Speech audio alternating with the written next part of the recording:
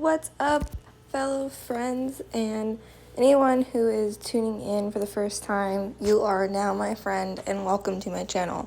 So we're going to get started with a guided stretch. First thing that we're going to do is stretch our wrists. Sorry, excuse my raspy voice, first thing in the morning.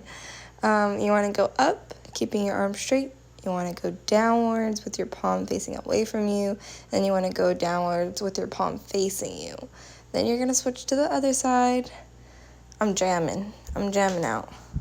Got my headphones on. Gig with it. As long as you keep your arms straight and you're breathing, dance all you want. Now we're going to reach our arms above your head, and then you're going to place your right arm down to your right side and reach that left arm across that side body. Getting that side body stretch, return back to the middle. Exhale when you go out to the other side. Inhale when you come back up to the top. If you want to repeat and go to the other side again. Or we can come down, and here we're just moving our fingers, warming up our shoulder, range of motion. Sometimes it could be really tight.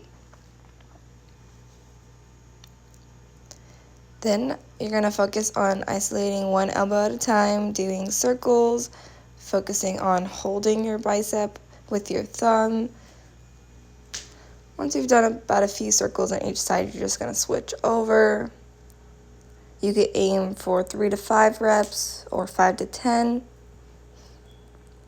both directions. And then we're going to go and we're going to do both of them at the same time. It's going to feel weird. You're going to be like, am I dancing? I don't know, but it's great.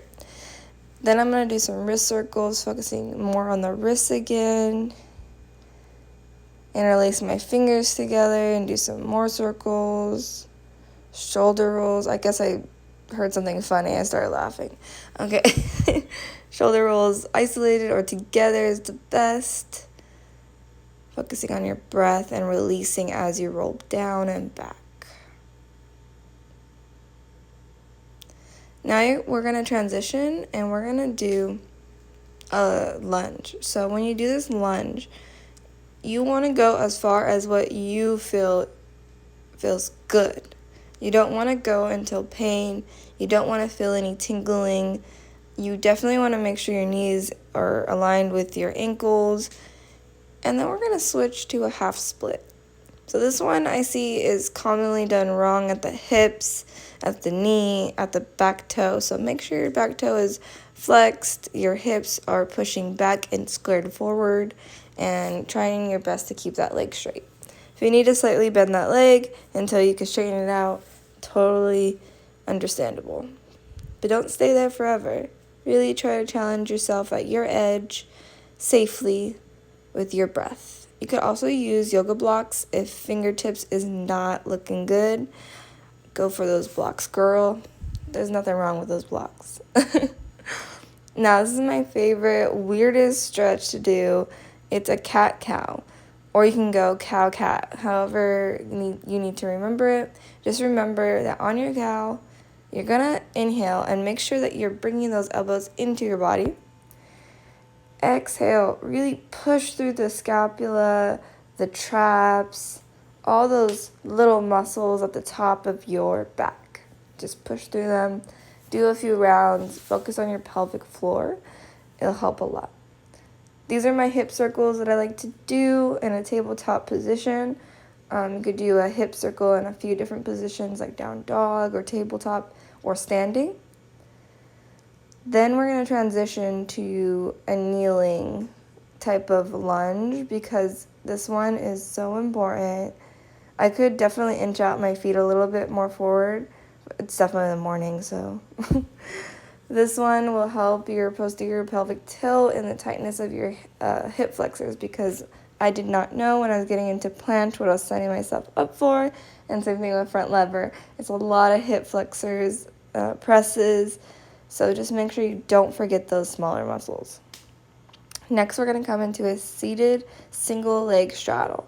I love straddles, but not every day do you need to do the full straddle unless you've reached that point of flexibility where you are now ready for full straddles and yoga blocks and more range of motion. Here we're just going to do butterfly side to side, some hip mobility. If you need to put your hands behind your back for this drill, totally valid. And you're just going to rock slowly, trying to keep your hips on the same pace to the opposite side. Once you've done that, then we're going to go into our downward facing dog. This one's always super tight for me since I injured my hamstring, so do what you gotta do, bend your knees, just make sure you're feeling it. Next, we're gonna slowly go down onto our belly and go and transition into a cobra. So I didn't know with this stretch you're focusing more on your upper part of your body and torso. The legs are just there. Don't think about the legs too much. Yes, you're using the legs, but it's mainly in the upper. I did not realize for so long. Okay, so this one is a life changer. It really helped me bring my hips fully forward. You could do it in a sinking position or an engaged position or just a rocking back and forth position. But this one was a huge game changer for planche. Now you're going to end it off with just a regular child's pose, and I hope this helped. Thanks for watching.